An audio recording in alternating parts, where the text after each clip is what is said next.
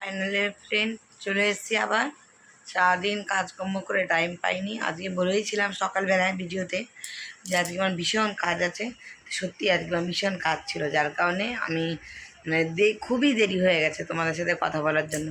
আর আমি তো ভাবিয়েছিলাম যে তাতে করে নিয়ে খাওয়ার ভিডিও তোমাদের দেবো, কিন্তু কি করব আজকে এতটা একদম টাইম পাইনি। 3টে বেজে গেছে। তো তোমাদের কি খাওয়া দাওয়া হলো? হয়নি? মা তাড়াতাড়ি খেয়ে নাও। আর যাদের খাওয়া দাওয়া আছে তারা চলে এসো আমার বাড়ি আড্ডা দেওয়ার জন্য।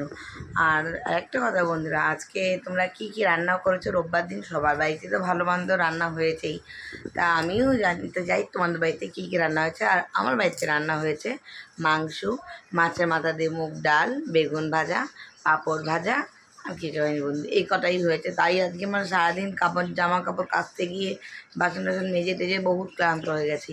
তা তোমাদের বাড়িতে কী রান্না হয়েছে আর তোমাদের খাওয়া দাওয়া হয়ে গেছে কিনা কমেন্টে অবশ্যই জানাবে। দেখো, কমেন্টে যদি না জানাও তোমরা তাহলে আমি জানতেও পারবো না।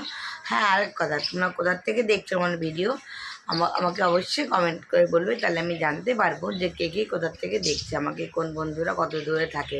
আমি তো জানতে পারছি না, আমি তো বারাসাত থাকি, কলকাতা বারাসাত। তোমরা অবশ্যই কমেন্টে জানাবে।